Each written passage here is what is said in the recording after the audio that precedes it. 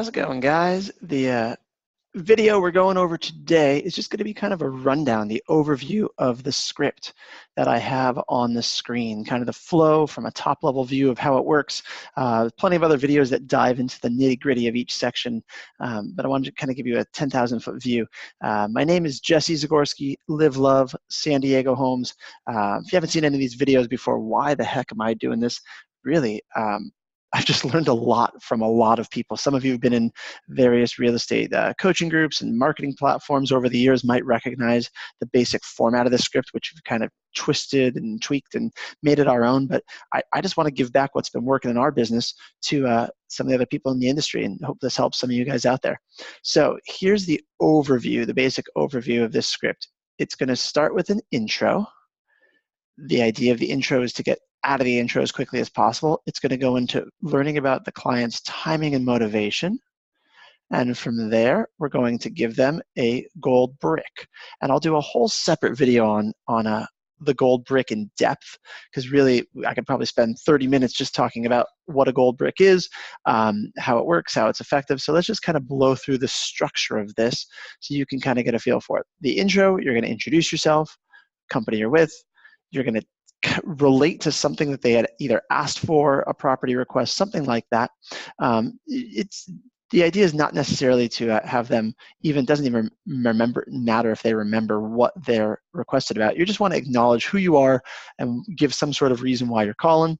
From there, you're going to go transition into the script. So no matter what their question was, whatever it is, we're going to say, great, I love it. My first question in establishing timing and motivation is always the same thing.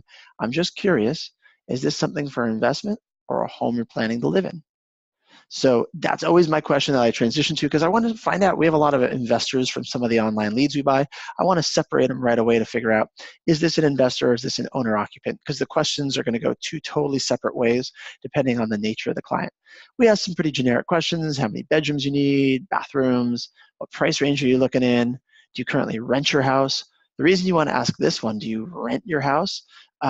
You want to know if they're a potential listing as well as a potential buyer, right? Not only because it gives you twice as many transactions to do with them, but because they're probably going to need to sell a house. If they have one that they already own, to buy the next one, maybe they'll keep it as a rental. So maybe they need to, it's problem solving. Everything in this section, you're just looking for what are the facts so that you can go into problem solving mode and help them figure out what is the best strategy that you can do to help them accomplish their goals. If they currently rent, they may need to get out of a lease, or they might need to wait until the end of the lease, right? And the reason this question is written this way, by the way, and do you currently rent your home? The reason it's written that way is because it's much nicer, I think, for someone to be able to tell you, oh no, I own my house. Whereas if you say like, oh, do you own your place? And they're like, no, I just rent. You never want clients feeling badly about their situation. So you go like, oh, do you rent your house? No, I own. Oh, great, perfect.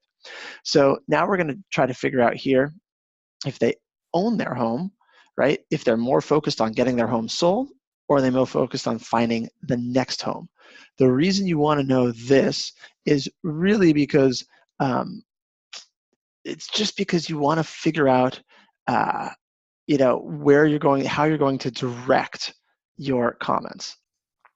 So once you know which direction you're going, you can direct the gold brick, which is going to be the close. The gold brick is going to be the compelling reason why they're going to meet with you. If they're more focused on selling first, you should keep your comments around the selling side.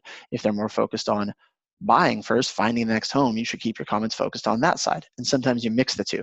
It's just little basic things like this that if you really get strategic and you break it down how you're going to think about it and how you're going to approach it, you'll have a much better result of the way that you connect with clients.